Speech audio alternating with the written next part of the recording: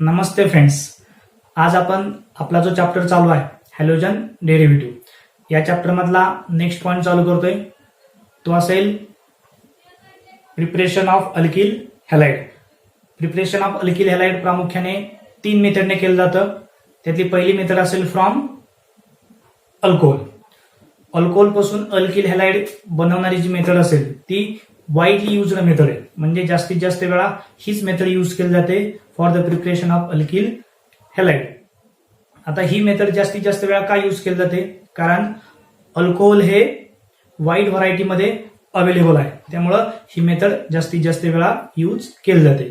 Alcohol पासून alkyl halide बनवण्याच्या 3 पद्धती आहेत किंवा 3 टाईपने आपण अल्कोहोल पासून अल्किल हॅलाइड बनवू शकतो. यातली पहिली मेथड असेल by using hydrogen halide. Second method असेल बाय युजिंग फॉस्फरस हॅलाइड आणि थर्ड मेथड असेल बाय युजिंग थायोनिल क्लोराइड. या 3 मेथड असतील preparation of alkyl halide from अल्कोहोलच्या. यानंतर आपली नेक्स्ट मेन मेथड असेल सेकंड नंबरची फ्रॉम हायड्रोकार्बन आणि 3 नंबरची मेन मेथड असेल हॅलोजन एक्सचेंज. या ज्या रिॲक्शन असतील ते आपल्याला स्टेप बाय स्टेप पाहिजेत. त्यातली आपण आता पहिली रिॲक्शन चालू करूयात. आपण आपली पहिली प्रिपरेशन मेथड चालू करतोय, preparation of alkyl halide from alcohol and by using halogen acid और हॅलोजन हॅलाइड. ही जी पहिली प्रिपरेशन मेथड आहे त्यामध्ये नक्की रिॲक्शन काय दिली ती पहा. आपल्याला अल्कोहोल आणि हॅलोजन ऍसिड पासून अल्किल हॅलाइड बनवायचे. म्हणजेच आपला पहिला रिॲक्टंट काय असेल अल्कोहोल.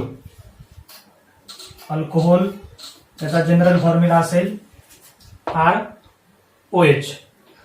आता जो आपण अल्कोहोल पाहतोय किंवा कोणताही आपल्याला रिॲक्टंट दिला असेल तरी नॉर्मली रिॲक्शन कुठे होते?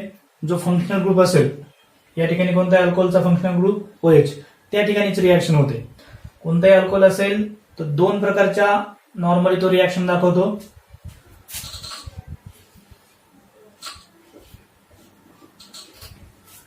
पहिला असेल ब्रेकिंग ऑफ ROH बॉन्ड और ब्रेकिंग ऑफ OH बॉन्ड. आपल्याला या ठिकाणी जे आपण पहिले रिॲक्शन पाहिलेली ब्रेकिंग ऑफ ROH बॉन्ड ही रिॲक्शन पाहिजे. आता अल्कोहोलमध्ये अजून एक गोष्ट महत्वाची पहा. ज्यावेळेस ROH बॉन्ड ब्रेक होतो किंवा या ठिकाणी जर कार्बन असेल तर COH बॉन्ड ब्रेक होतो, त्यावेळेस ऑक्सिजनची इलेक्ट्रोनेगेटिव्हिटी जास्त असेल, त्यामुळं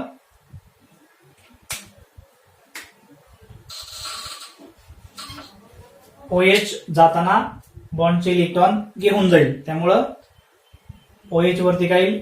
निगेटिव्ह चार्ज. म्हणजेच OH काय होईल? न्यूक्लिओफाइल होईल. हा असेल आपला पहिला रिॲक्टंट. त्यानंतर याची रिॲक्शन आपल्याला करायची विथ HX म्हणजे हायड्रोजन हॅलाइड किंवा आपण असं लिहूयात H सिंगल बॉन्ड X. तर यामध्ये एकच बॉन्ड दिलेला आहे, तो बॉन्ड ब्रेक होईल. HX मधला बॉन्ड ब्रेक होईल. अगेन जे हॅलोजन असतात त्याची इलेक्ट्रोनेगेटिव्हिटी जास्त असेल, त्यामुळं बॉन्ड ब्रेक झाल्यानंतर हॅलोजन काय करेल? बॉन्डचे जे इलेक्ट्रॉन्स असतील स्वतः बरोबर घेईल आणि हॅलोजन वरती सुद्धा काय येईल? Negative charge. या ठिकाणी OH वरती काय आलेला आहे? Negative charge. पहा, ऑर्गॅनिक केमिस्ट्रीमध्ये आपण जर कोणती रिॲक्शन पाहत असेल तर जर निगेटिव्ह चार्ज म्हणजेच आपण त्याला म्हणतो न्यूक्लिओफाइल गेला, त्याऐवजी काय येईल? दुसरा जो आपला रिॲक्टंट असेल किंवा रिएजंट असेल त्यातला न्यूक्लिओफाइल येईल. म्हणजे असं होणार नाही की OH मायनस गेला आणि त्यावरती H प्लस येईल. जर OH मायनस गेला त्यावरती काय येईल? जो दुसऱ्या रिएजंट मध्ये निगेटिव्ह असेल म्हणजेच X मायनसच येईल. म्हणजे या ठिकाणी रिॲक्शन काय होईल? R असेल सिंगल बॉन्ड OH रिमूव्ह झालाय, त्याच्याऐवजी निगेटिव्ह चार्ज येईल म्हणजेच XRX. आता जे काही शिल्लक राहिलंय ते कंबाईन होऊन आपला साईड प्रोडक्ट तयार होईल. काय शिल्लक राहिलंय? जो OH रिमूव्ह झालाय तो आणि H म्हणजेच 2 हायड्रोजन आणि 1 ऑक्सिजन पासून काय तयार होईल? OH. आता कोणती ऑर्गॅनिक रिॲक्शन करायची असेल तर त्यासाठी आपल्याला सुटेबल कंडिशन मेंटेन करणं फार महत्वाचं आहे. म्हणजेच टेम्परेचर असेल किंवा कॅटलिस्ट असेल अशा किंवा प्रेशर असेल अशा वेगवेगळ्या कंडिशन्स त्या ठिकाणी असणं महत्वाचं आहे. आता आपण या ठिकाणी जनरल रिॲक्शन लिहितो त्यामुळे लिहूयात सुटेबल कंडिशन. या सुटेबल कंडिशन कोणते यूज करायच्या हे डिपेंड कशावरती असेल तर आपण जे रिॲक्टंट घेतलेत या ठिकाणी अल्कोहोल आणि HX यांची रिॲक्टिव्हिटी काय आहे यावरती डिपेंड असेल सुटेबल कंडिशन काय असतील ते. आता आपण पाहूयात ROH आणि HX यांची रिॲक्टिव्हिटी कशी असेल किंवा वेगवेगळ्या अल्कोहोल आणि हॅलोजन हॅलाइडची रिॲक्टिव्हिटी कशी असेल. सुरुवातीला जी रिॲक्शन दिलेली आहे ती पाहून घ्या. फक्त रिॲक्शन मध्ये काय झालंय? OH गेलाय त्याच्याऐवजी X आलाय म्हणजेच न्यूक्लियोफाईलची रिप्लेसमेंट झाली. त्यामुळे याला म्हणता येईल न्यूक्लियोफिलिक सबस्टिट्यूशन रिॲक्शन. रिॲक्शन एकदा पाहून घ्या नंतर आपण रिॲक्टंटची रिॲक्टिव्हिटी पाहूयात. आपण पाहूयात रिॲक्टिव्हिटी ऑर्डर ऑफ अल्कोहोल. आपण 11 मध्ये सुद्धा पाहिलेले अल्कोहोलची रिॲक्टिव्हिटी ऑर्डर काय असेल.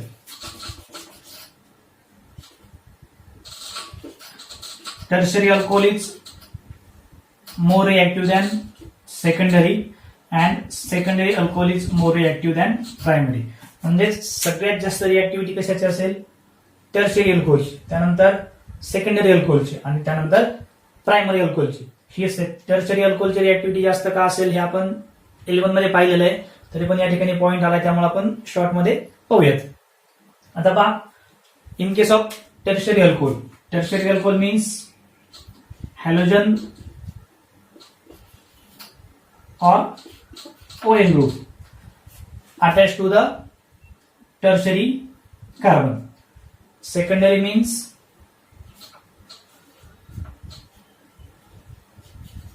OH attached to the secondary carbon and primary means OH attached to the primary carbon. या ठिकाणी जर आपला हायड्रोजन बॅलन्स करायचे असतील तर या ठिकाणी एक H द्यावा लागेल, या ठिकाणी 2H लिहावं लागेल. ठीक आहे बा. टर्शरी, सेकंडरी आणि प्रायमरी. आताच वरती आपण पाहिलं होतं जर OH ग्रुप रिमूव्ह झाला जाताना तो इलेक्ट्रॉन घेऊन जाईल त्यावरती निगेटिव्ह म्हणजेच कार्बन वरती काय येईल? Positive charge. म्हणजेच जर OH रिमूव्ह झाला तर कार्बन काय होतोय? Electron deficient. का? त्यावरती काय येतोय? Flush charge. म्हणजे जर कार्बन OH दिल्यानंतर इलेक्ट्रॉन डेफिशियंट होत असेल तर तो OH देईल का? किंवा देण्याच्या अगोदर त्याला दुसरे इलेक्ट्रॉन डोनेटिंग ग्रुप म्हणजे इलेक्ट्रॉन देणारे ग्रुप किती आहेत हे पाहिजे.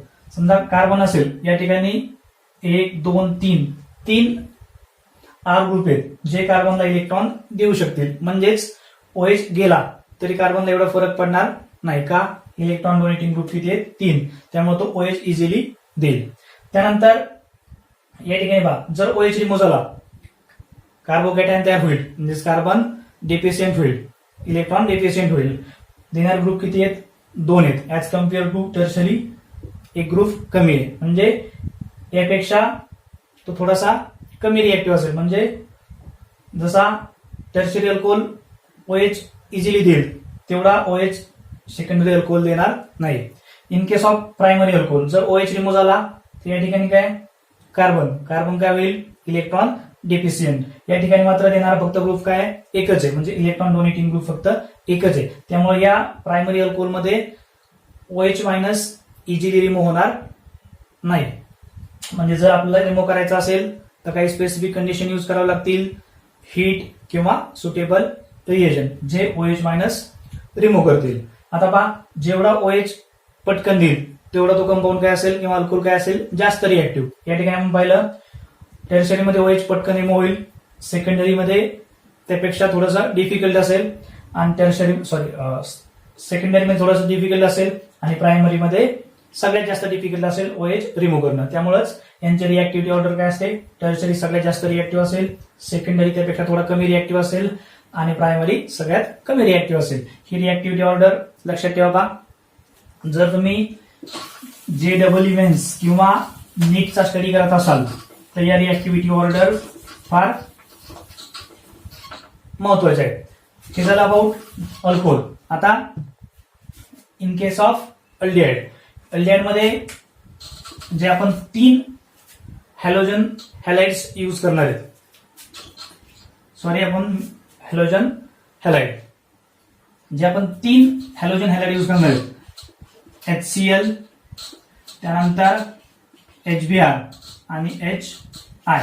या तिन्हीमध्ये सगळ्यात जास्त रिएक्टिव्ह असेल HI, त्यानंतर HBr आणि सगळ्यात कमी रिएक्टिव्हिटी कशाची असेल तर HCl. म्हणजेच HI सगळ्यात जास्त रिएक्टिव्ह, HBr त्यापेक्षा कमी आणि HCl काय असेल सगळ्यात कमी रिएक्टिव्ह. जर या रिएक्टिव्हिटी ऑर्डर समजले असतील तर आपण कंडिशन कोणते यूज करणार हे सहज समजेल. समोर जे रिएक्शन आता लिहिलेले आहेत पहा, याच्याहून खालच्या सगळ्या रिएक्शन तुम्ही सहज लिहू शकता. जे वरती आपण जनरल रिएक्शन मध्ये मेकॅनिझम पाहिले तेच मेकॅनिझम खालच्या सगळ्या रिएक्शन मध्ये असेल. तुम्ही कोणताही अल्कोहोल यूज करा किंवा कोणताही हॅलाइड यूज करा, मेकॅनिझम सेम असेल. OH ग्रुप अल्कोहोल मधला रिमूव्ह होईल, त्याच्याऐवजी काय येईल X ग्रुप म्हणजे हॅलोजन, जो आपण हॅलोजन या ठिकाणी यूज करणार आहे. फक्त चेंज काय होईल सुटेबल कंडिशन. आता आपलं रिएक्शन स्पेसिफिक कशा लिहिता येतील आपण ते पाहूयात. आपण पहिली रिएक्शन पाहूयात, reaction of alcohol with HCl.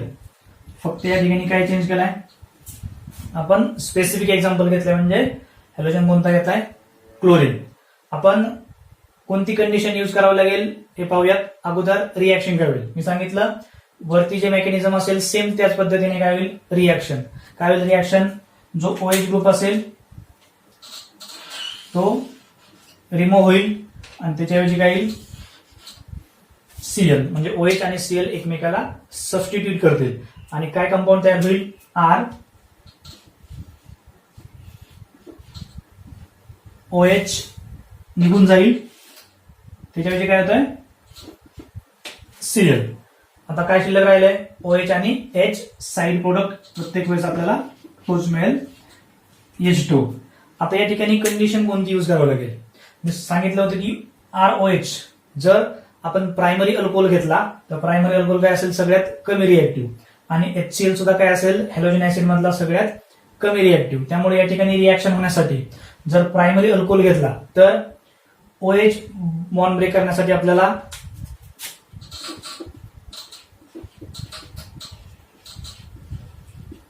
अनहायड्रस ZnCl2 use करावं लागेल. म्हणजे या ठिकाणी अनहायड्रस ZnCl2चं काम काय असेल तर OH बॉन्ड वीक करायचा, हा बॉन्ड वीक करायचा किंवा OH बॉन्ड ब्रेक करण्यासाठी मदत करायची. खूप वेळा एक्झाम मध्ये आपण कॅटलिस्ट लिहित नाही, परंतु जर कॅटलिस्ट लिहिले नाहीत तर तुम्हाला त्या रिएक्शन मध्ये मार्क मिळणार नाहीत. का, कारण जर कॅटलिस्ट नसतील ती सुटेबल कंडिशन आपण लिहिली नाही तर रिएक्शन होणारच नाही. त्यामुळं कॅटलिस्ट सुद्धा लिहिणं फार महत्वाचं आहे. मी सांगितलं पहा, या ठिकाणी जर आपण प्रायमरी किंवा सेकंडरी अल्कोहोल यूज केला त्यांची रिएक्टिव्हिटी कमी असते ऍज कम्पेअर टू टर्शरी, तर OH ते इझिली देत नाहीत. OH रिमूव्ह करण्यासाठी आपल्याला अनहायड्रस ZnCl2 यूज करावं लागेल. अनहायड्रस ZnCl2चं काम काय असेल OH बॉन्ड ब्रेक व्हायला मदत करणं किंवा OH बॉन्ड फिक करणं. OH बॉन्ड ब्रेक झाला की OH रिमूव्ह होईल, त्याच्याऐवजी Cl येईल आणि आपल्याला काय मिळेल आपला अल्काइल हॅलाइड. हे असेल रिएक्शन ऑफ अनहायड्रस किंवा reaction of alcohol with hydrogen halide in presence of anhydrous ZnCl2. It gives alkyl halide. आता प्रायमरी नंतर सेकंडरी टर्शरीच्या रिएक्शन सेम असतील, फक्त आपण प्रायमरीच्या ऐवजी सेकंडरी अल्कोहोल किंवा टर्शरी अल्कोहोल घेणार आणि रिएजंट मध्ये काय चेंज होईल, प्रायमरी आणि सेकंडरी मध्ये अनहायड्रस ZnCl2 असेल, टर्शरी मध्ये मात्र कोणताही रिएजंट यूज करण्याची गरज नाही. का, टर्शरी अल्कोहोल आपण आताच पाहिलं होतं जास्त रिएक्टिव्ह असेल त्यामुळं तो OH नॉर्मल किंवा रूम टेम्परेचरला सुद्धा देईल आणि रिॲक्शन होईल. हे असेल HCl. त्यानंतर जर आपण HBr यूज केलं तर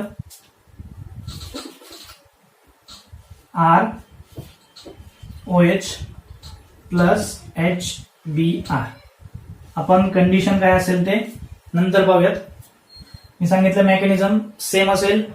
OH रिमूव्ह होईल, त्यानंतर आपला जो रिएजंट असेल त्यातला Br किंवा हॅलोजन जो असेल तो पुढे येईल OH च्या ठिकाणी, म्हणजेच काय मिळेल R आणि पुढे Br प्लस जे काय शिल्लक असेल OH आणि H यांच्यापासून काय मिळेल H2O. साईड प्रोडक्ट आपला अगेन तोच असेल, रिॲक्शन सेम असेल. आता पहा, आपण पाहिलं होतं अल्कोहोल रिॲक्शन विथ क्लोरीन. आता काय असेल HBr.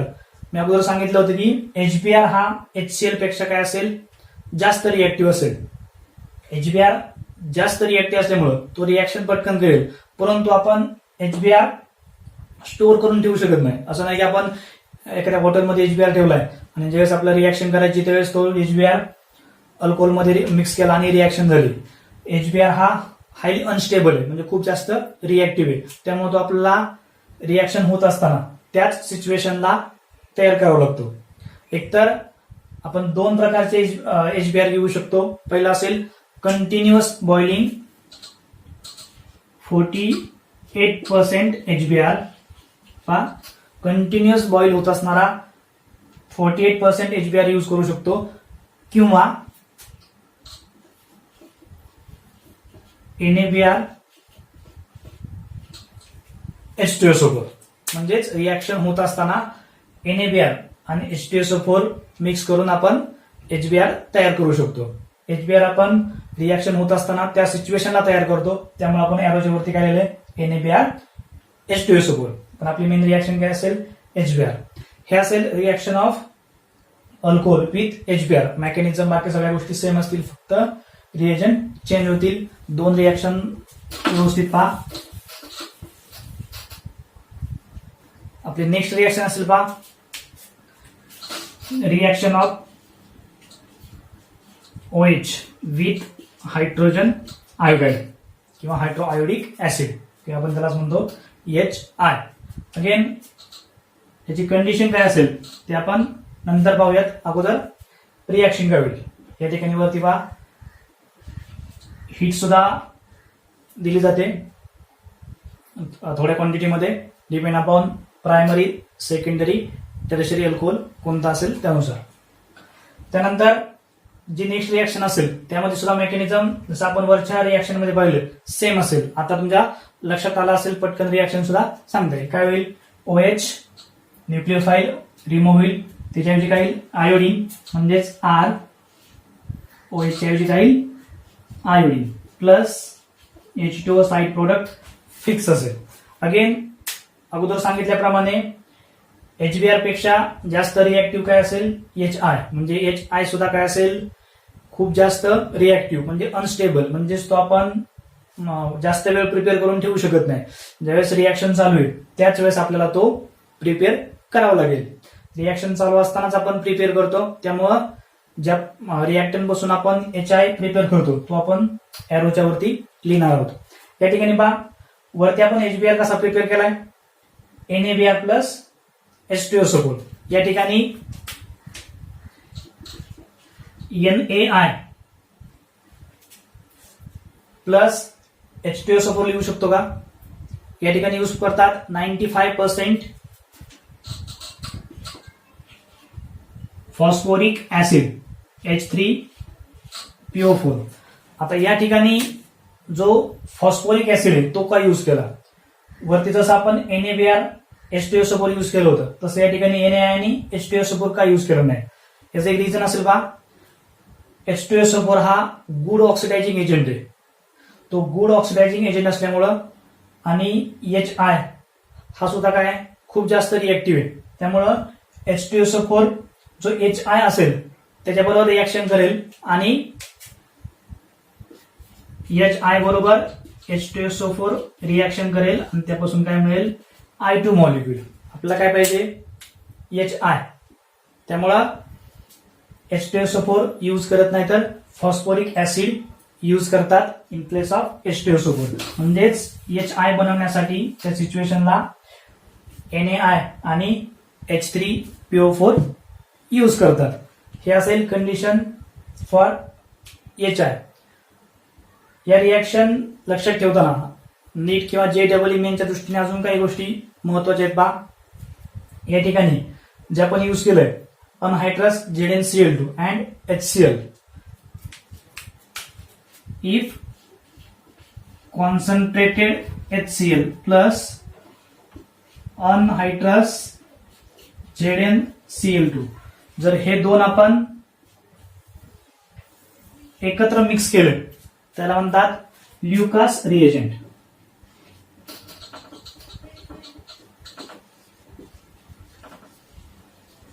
MCQ ला वगैरे विचारलं जाऊ शकतं which of the following is Lucas reagent. त्यामध्ये वेगवेगळे ऑप्शन असतील. त्यातला एक ऑप्शन जो असेल if concentrated HCl use with anhydrous ZnCl2 it is called as Lucas reagent, and if alcohol react with HCl in presence of anhydrous ZnCl2 the reaction is also called as Gru's reaction. त्यानंतर ज्या काही बाकीच्या reaction असतील कोणत्या condition असतील बऱ्यापैकी सगळं आपण एक्सप्लेन केलंय. जर यातला कोणता पॉईंट समजला नसेल तर परत रिवाइज करून पहा. रिॲक्शन सगळ्या व्यवस्थित पहा.